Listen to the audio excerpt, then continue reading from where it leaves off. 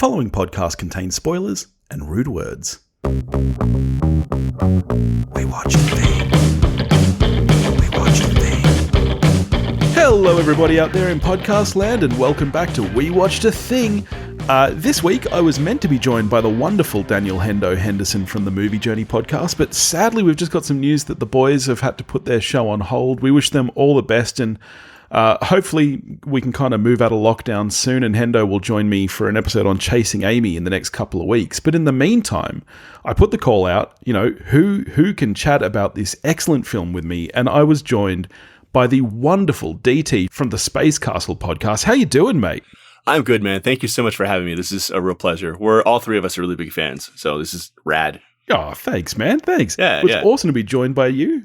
This week, we are going to talk about The Green Knight, which is a 2021 American medieval fantasy film directed, written, and edited and produced by David Lowery. It stars Dev Patel, Alicia Vikander, Joel Edgerton, Sean Harris, and Ralph Ineson. And I'm going to do this to you, DT. What is it about, mate? In a nutshell, I'm going to say it's about becoming a chivalrous, honorable man and accepting your responsibilities and doing it dutifully and with honor. Yeah, nice. I like that. I like that. That's good. Yeah. So let's get right into it then. This has to be one of the most highly anticipated indie films of the last couple of years. Obviously, it was supposed to come out last year and then was delayed due to the coronavirus pandemic. Mm-hmm. Have you been hanging out for this one? I've been looking forward to it for a long time. Yeah, it was supposed to debut in South by Southwest in Utah in 2020, but like you said, COVID delayed it, which was actually fortuitous because it gave David Lowery an extra 6 months to rework the film. He wasn't entirely happy with it. So we ended up getting like a proper director's cut as the theatrical release, which is rare, but also really awesome.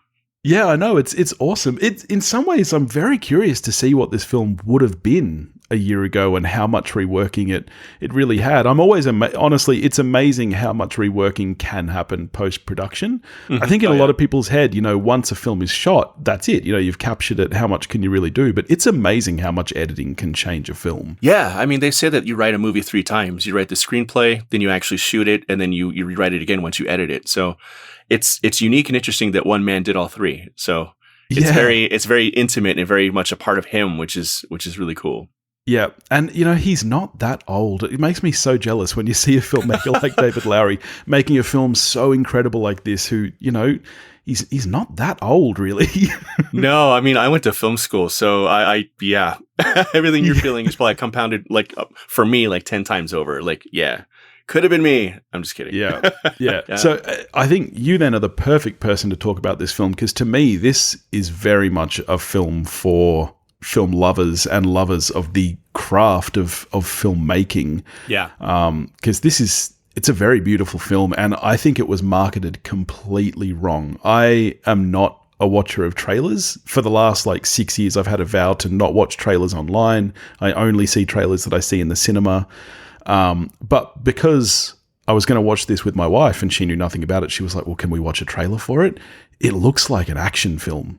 It just doesn't really sell the vibe of the film at all. Yeah, Did you feel the same way?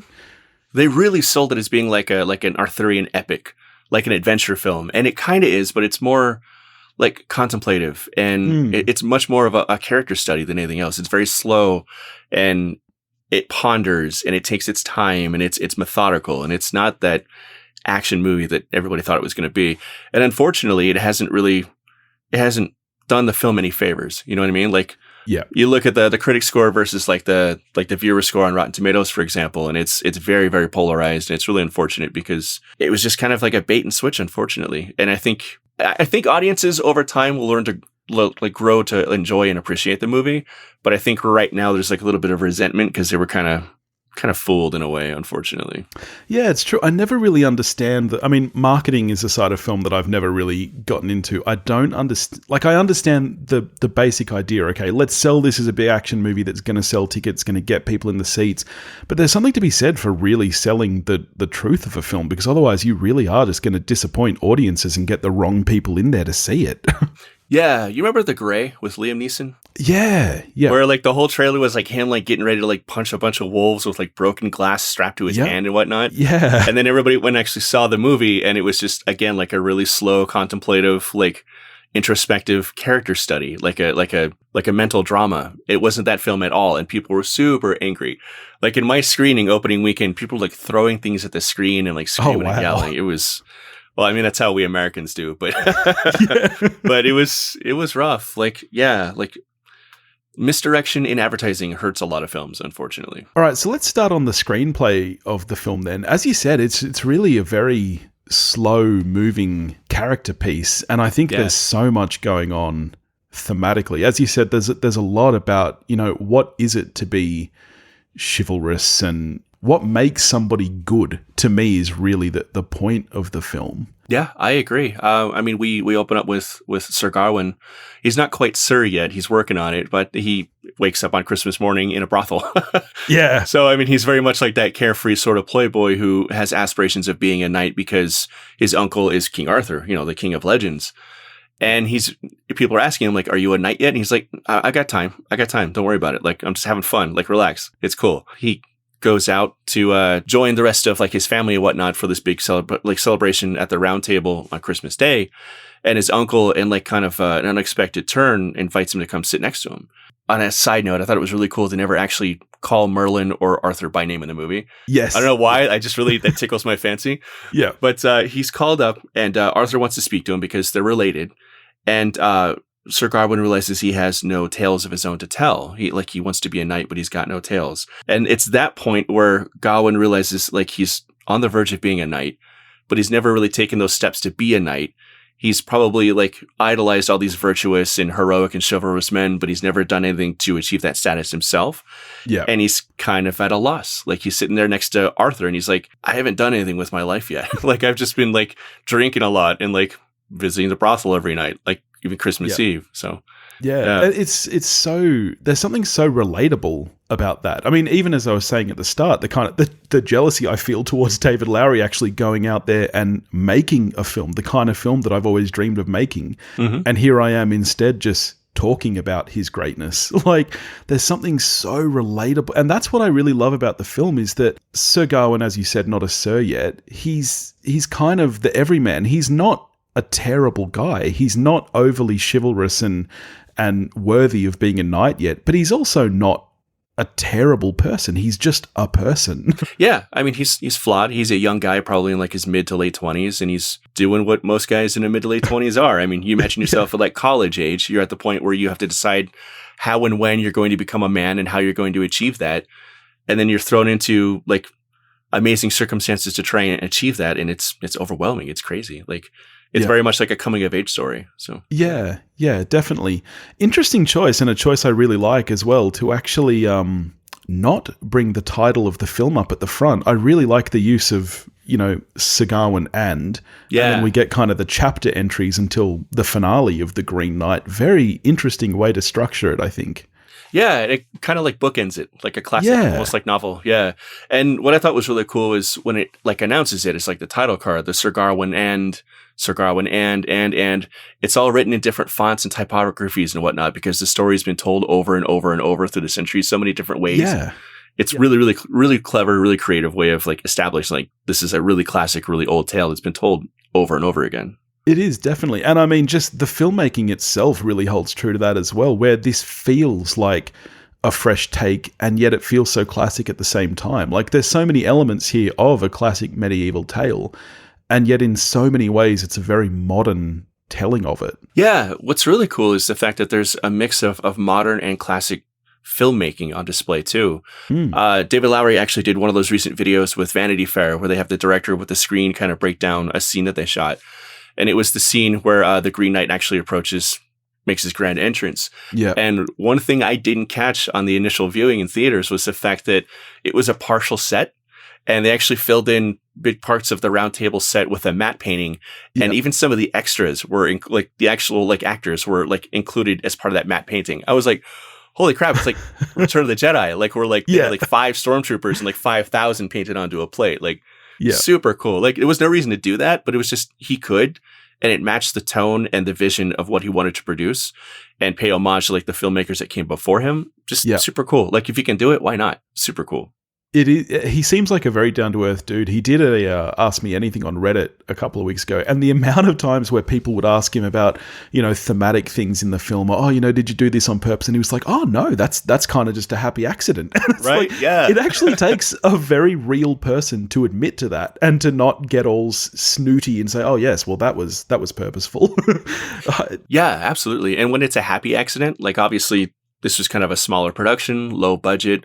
I'm sure they had a whole bunch of really happy accidents that just worked. So yeah, I think it's a hallmark of a really good filmmaker who can recognize those types of things and incorporate them seamlessly into the movie. Like, accept that making a film and being on a film set is a controlled process, but there's so many variables you can't control. And sometimes you got to just absorb that and just use them, make them tools. Yeah. Yeah, definitely. I adored the cinematography of this film. Yeah, like you were just mentioning the matte paintings, which were beautiful. And as you say, like seamless, completely seamless. And there are plenty of shots here that have definitely had digital alteration. Even you think of the brilliant shot when they're heading to Christmas, when Sir Gawain is going to talk to Arthur and stuff. Mm-hmm. And the camera tracks up to point upwards at the castle as it goes in through the gate and then enters inside the big room there. And it's just such a beautiful establishing shot. And you get so much in this one smooth movement. Yeah, no, the cinematography is it's unmatched. It's just gorgeous. Like, every move of the camera is very precise and direct, and they know exactly what they want to convey with the movement and with the framing of each shot. It's like every shot in this movie is like a beautiful painting. It's awesome. Yeah, definitely. Like, that's I've spoken about it before, where there can be films that look really nice but don't necessarily serve the story. And what I love about this is that it absolutely does both. Like, a lot of the scene is him very quietly kind of, meandering on his way to the Green Chapel. And there's all these beautiful wide shots. And yes, part of that is to let you take in how gorgeous the landscape is and just how fucking good the shot looks. Yeah. But it also just serves the story so well of, his kind of lonely journey, not only physically, but mentally as well. His kind of struggle with who am I and am I worthy of this? Right. And also the fear of what he might face when he reaches the Green Chapel. Yeah. Yeah, so you get Sir Gawain, and like we said before, he was invited to partake in a Christmas ceremony at the Round Table where Arthur and Merlin and in the background, which is interesting to me, was Garwin's mother, who is Morgan Le Fay. Yep. In this, Morgan Le Fay is actually a prominent figure in the 14th century tone poem. David Lowery made the choice to make her Garwin's mother. Yeah. So that her summoning the Green Knight, instead of just being a general test for all the knights at a round table to like kind of test their mettle and their virtue, is actually designed as a trial specifically for Garwin to become a man. And she very much wants him, and it's very subtly, almost visually explained, that she wants him to inherit the throne of Arthur because that's his uncle. Yep. It makes sense for him to, succeed Arthur. But he can't do so until he becomes a virtuous knight and becomes worthy of that title. So she summons the Green Knight. The Green Knight appears during the Christmas ceremony at the Round Table and issues a challenge to anybody who's brave enough and willing to accept it. Yeah. And that challenge is to meet him in combat and to exchange blows. Whoever shall challenge him will deal a blow to the Green Knight. And 1 year henceforth, the Green Knight will invite him to the Green Chapel where he resides, and that exact same blow will be dealt to him. Yeah. And it's very, very plainly and clearly illustrated as being a game. Like it's a friendly contest. It's a friendly challenge. And I love the reiteration of that. Even right before he goes, and Arthur reminds me, says, remember, Gawain, it's just a game. Like, yeah. And yeah, it's all alluded to. Like, as soon as the Green Knight enters in, like Arthur looks over to Merlin, and Merlin kind of, it's this really cool thing where he becomes backlit and the front lighting kind of fades away, where you see Merlin like subtly doing some magic to like see what the intentions of the Green Knight are. And Merlin's like, he's not hostile. Yeah. So they allow him to come in. He issues the challenge. And Garwin, who is at this point in his life where he has no tales to tell, decides, I'm going to do it. I'm just going to jump over this table. I'm going to challenge this guy. Yeah. And Arthur's like, this is a game. Like, don't be a fool. Yeah. Like, remember, this is a game. Like, just go along with it and don't be stupid. Yeah. Gawain's stupid. He's overly zealous. He wants that story that he doesn't have yet. So he just goes full bore and he decapitates him. Yeah. Which what he should have done really is to match the Green Knight, to drop his sword and bow down next to him as the Green Knight does, rather than attack an unarmed man. Not just attack, but decapitate. Right. But that's what stupid boys do. We try to impress people. Exactly. We all want to be heroes. Yeah. He could have just taken Excalibur, which he was lent by Arthur, and just tapped him on the shoulder or just, nudged him in the chest or something, and that would have been it. But he had to be a hero because he wants to be a knight so badly. And the Green Knight picks up his own head. And he's like, yeah, I'll see you in a year. And he takes off with his own head, jumps back up on his horse. Takes off laughing at him. I love that shot of the Green Knight, like riding out through Camelot, holding his head out, just laughing hysterically. Like, it's just, it's so awesome. Brilliant. Yeah. Are you a fan? Are you very familiar with a lot of the Arthurian legends? Like, here and there, I'm not as well versed in it as I should be, honestly. Yeah. I got a close friend of mine who actually saw the movie with the first time, Seth. Not the Seth from Space Castle, a different Seth.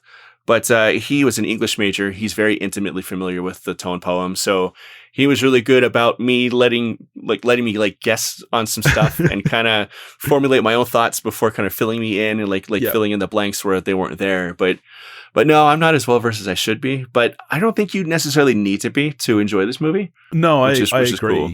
Yeah, I'm a little bit the same. I'd say I'm a casual fan. Like, there's a lot about the legends that I love, and I've seen lots of different adaptations that I enjoy a lot. But yeah, I mean, there's so much mythology at this point. To be an expert on it would take years. You'd have to just major in just Arthurian legend at this point. Yeah. Yep. But yeah, the rest of the film is Garwin. He spends the next year going back to the brothel, drinking more ale, reveling in his newfound fame. Yeah. And it eventually time catches up with him and he realizes that, oh crap, I gotta go and probably get decapitated by this dude.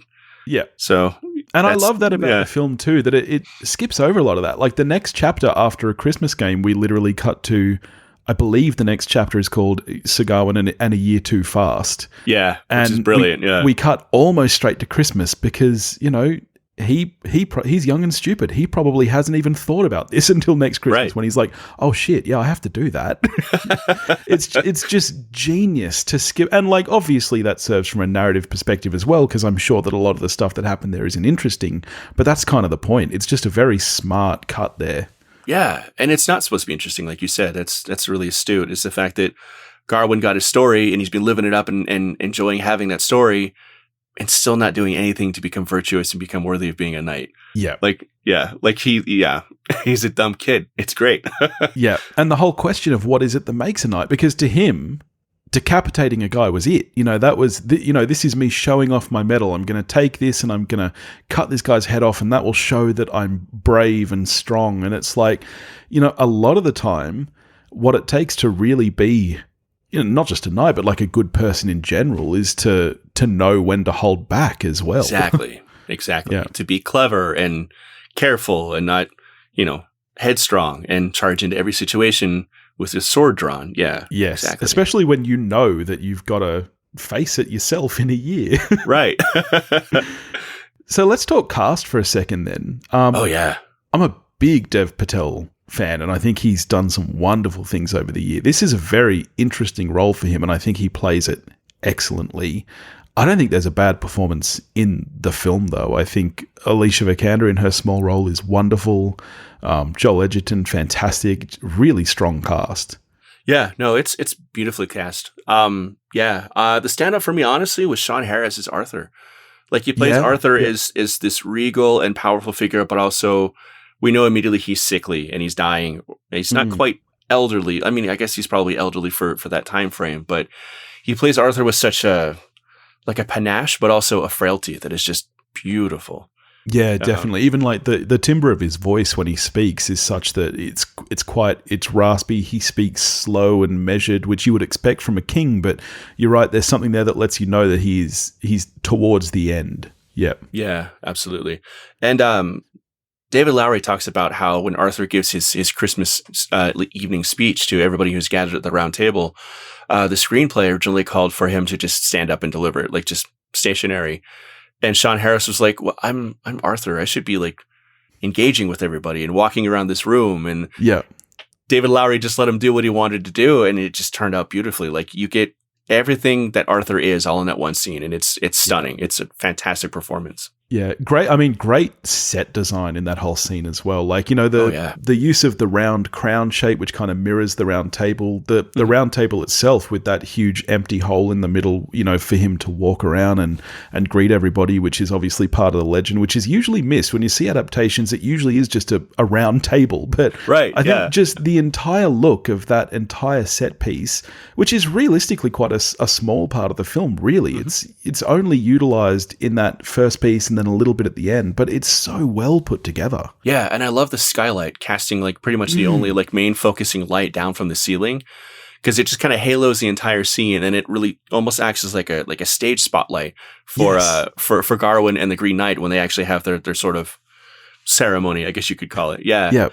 Everything, like we said before, everything in moving is just beautifully staged and planned ahead, and it's in and of itself, it's almost like a visual tone poem to like complement like the original like text tone poem. It's awesome. And then a lot of the film is Dev Patel carries the film really on his shoulders. Absolutely. Like there's a lot of just him. It's amazing how much emotion he's able to get in scenes where he's not even conversing with anyone. You know, like there's quite a large chunk of the film where the fox is his companion. Which is this CGI fox, you know, done beautifully. Like it looks very good for what it is, but it's just him and a fox kind of kicking around the forest. And he does such a good job of conveying the fear of what he's about to face and kind of the unsureness about the future. He's just fantastic in this role.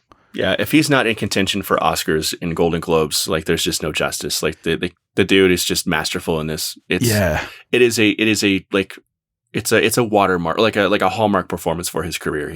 Definitely. And I worry that, you know, odds are this is too much of a genre film and that this won't get any nominations is my fear, because it's not broad enough, I guess, really for the award season. You'd hope that it might pick up a few, but I don't know. They've been better in more recent years. Nomadland won last year, which was a fantastic film. True, Hopefully we're on a better path now, so I guess we'll see.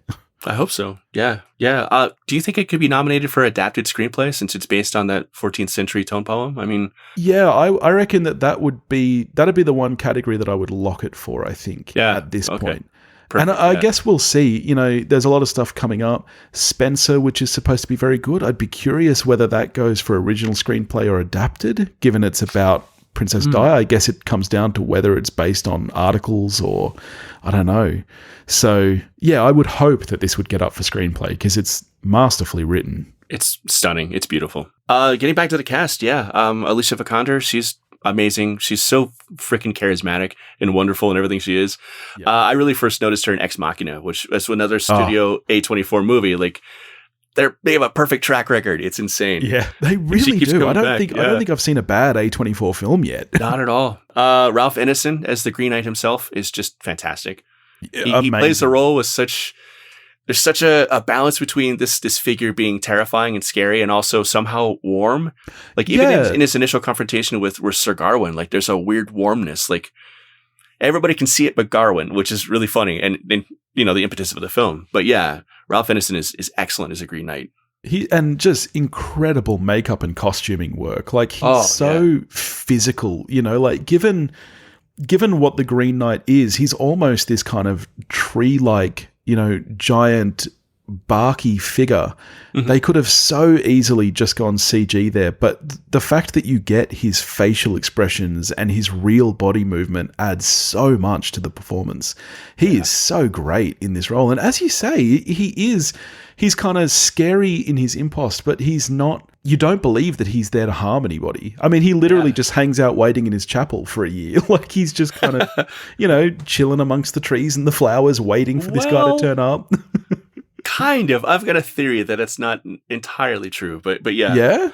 Yeah, I mean, if we want to jump further along in the plot, we can get to Joel Edgerton and Alicia Vikander in her sort of second role in the film. Yeah, well, let's do that. And again, she is so great in both of those roles. And, you know, like she's Alicia Vikander, she's very recognizable. And yet it took me quite a while to realize that it was actually the same, you know, that she played both parts. Yeah, she's amazing. Yeah, like the dichotomy between Essel, like the common girl that Sir Gawain's kind of shacking up with versus the lady who is, you know, Joel Edgerton's character's wife. They both live in this huge manor out in the middle of nowhere.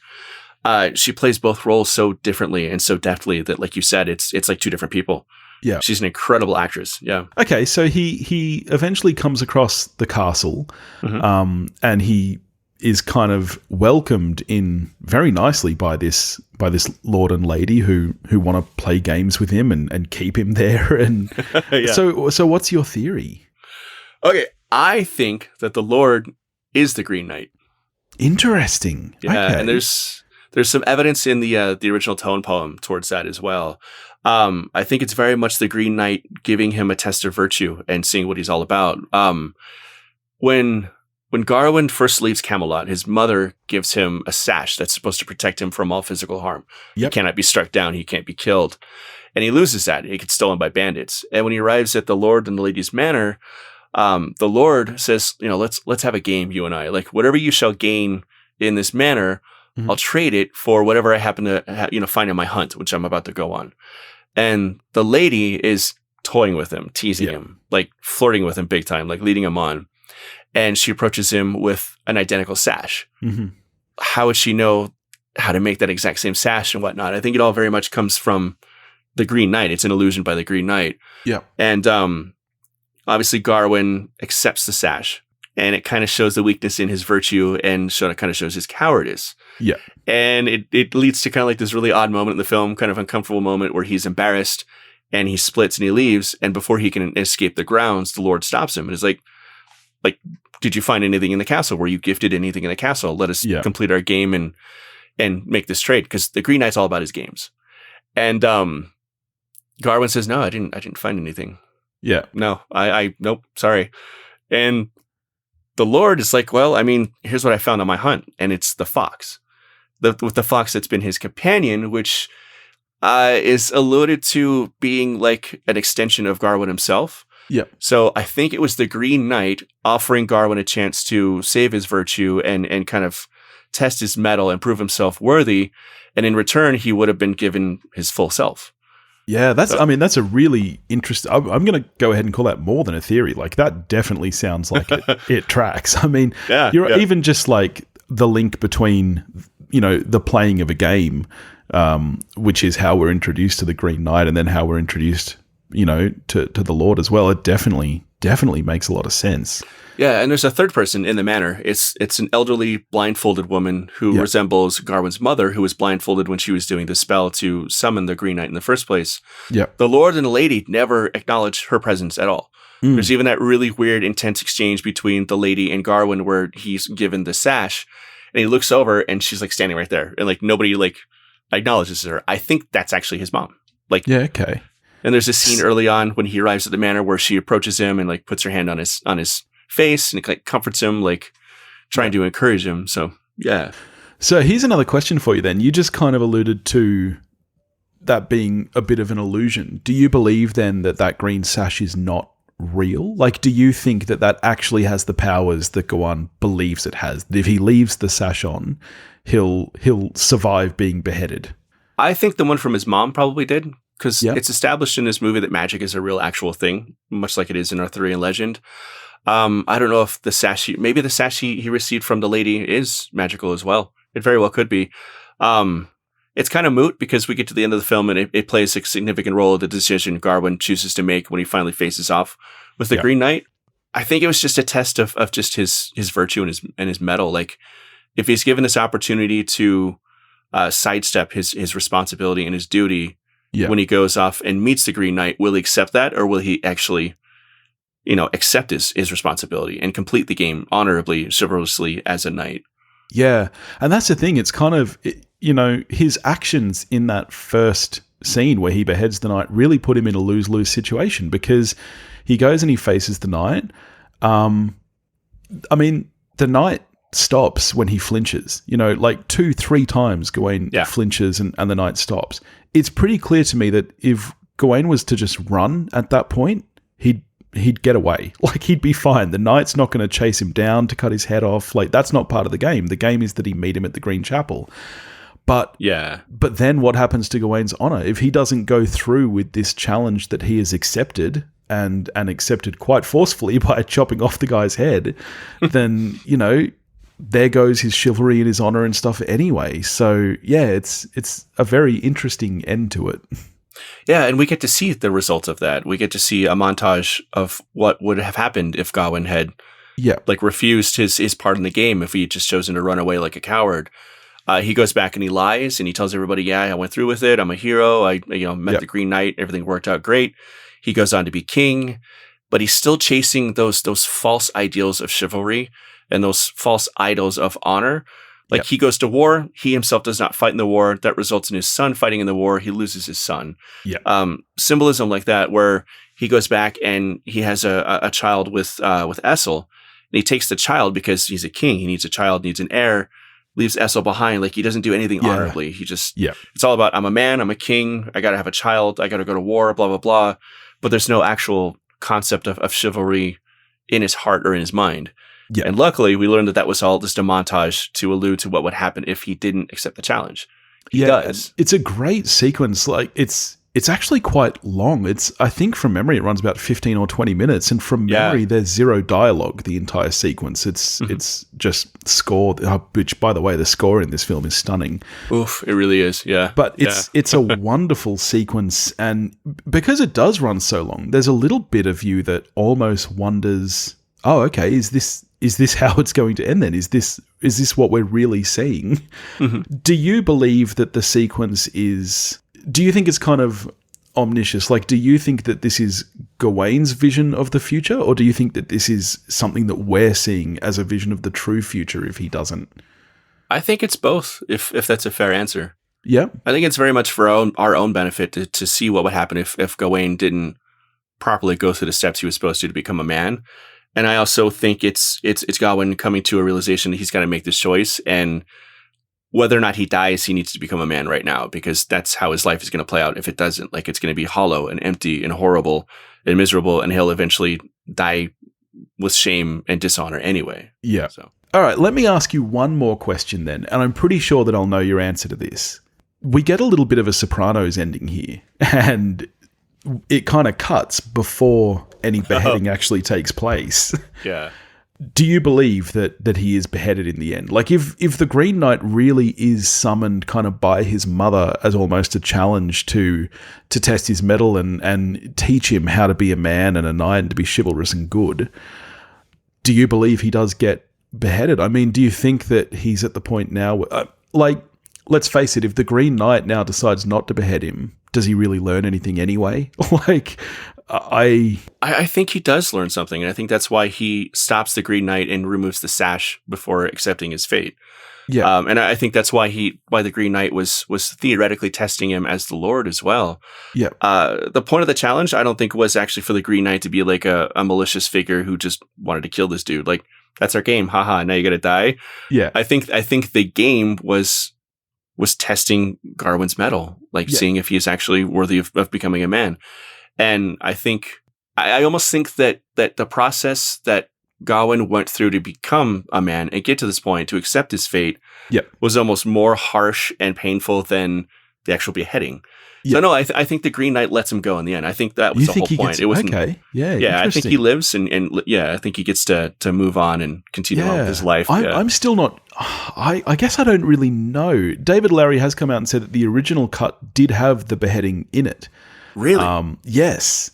And I have to think that there's obviously a reason why that was written in the script, but then there's also got to be a reason why in re-editing he decided to remove that. So I like the fact that it is completely open. Sure. Yeah. And I honestly, I still think about it. I don't know whether he gets away or whether he gets beheaded. Yeah. And but as you said, I think really it's about his journey really is the point of the film. It's about, yes, did he learn anything along the way? How did he learn it? I agree with you. Yeah. Yeah, and I can definitely see the merit in why David Lowery originally kept the beheading in, just because it would be such a Studio A24 ending. Yeah. For it to be like ridiculously like bittersweet and like good and bad, that like, he became a man, but he's also dead as a result. Yeah.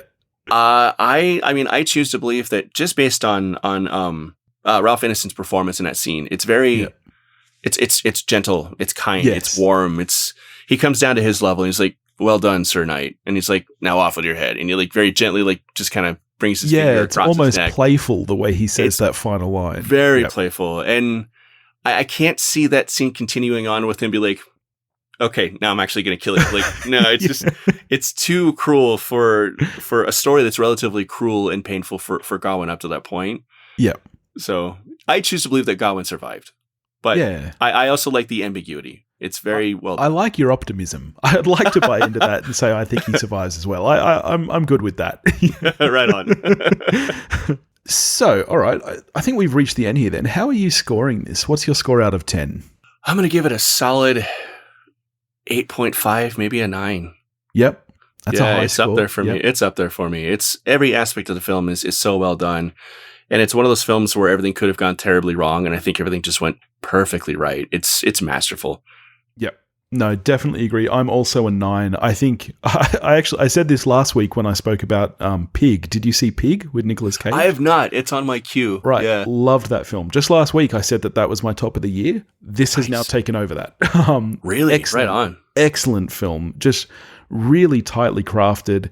The themes, as I said, are so relatable, even though, I'm not a knight. I live in a very nice house. I've got television. I'm not waking up in brothels every day. But I think those themes of, what does it take to be good? And I just think it's very relatable to just about everybody, because everybody always wants to be a better person. And some of us are doing better than Gawain on that journey. Some of us are doing worse. But I think in the back of our head, we're still always thinking, can I be better? Should I be better? So, yeah, for sure. Beautiful, beautiful film. Well, thank you so much for joining me, DT. This has been an awesome, awesome chat. I'd love to have you back. Can you tell everybody where they can find you and your wonderful show? Yeah, it's me and two of my best friends. We do a show called Space Castle. You can find us on Twitter at Space Castle Pod. You can find us on literally every platform. We're on Google. We're on Good Pods. We just got approved by Amazon, and nice. Which is really cool. But literally everywhere. So yeah, please check us out. We'd really appreciate it. Nice. Well, I mean, if you can find this show, you can find that. Just whatever app you're in, type in Space Castle instead of We Watch the Thing, and they'll be there. So no, watch your show or listen to your show first, and then hit our show after. Yeah. But thank you again. This has been absolutely wonderful. Next week, I'll be joined by the wonderful Julio from the Contrarians podcast, and we're going to be talking about The Life Aquatic with Steve Zissou, which I've never seen, but is a favorite of Julio's. Have you seen that one, DT? You a Wes Anderson fan? I love Wes Anderson, and The Life Aquatic is actually my favorite Wes Anderson movie. So right. You are in for a treat. Bill Murray just slays in it. It's awesome. Nice. Looking forward to that one. In the meantime, if you want to get in touch with me, you can do that at wewatchedathing.com or wewatchedathing@gmail.com. You can find me on Facebook, Instagram, and Twitter, all under the handle at wewatchedathing. If you want to help support the show, you can do that at patreon.com/wewatchedathing. And I'll catch you next week.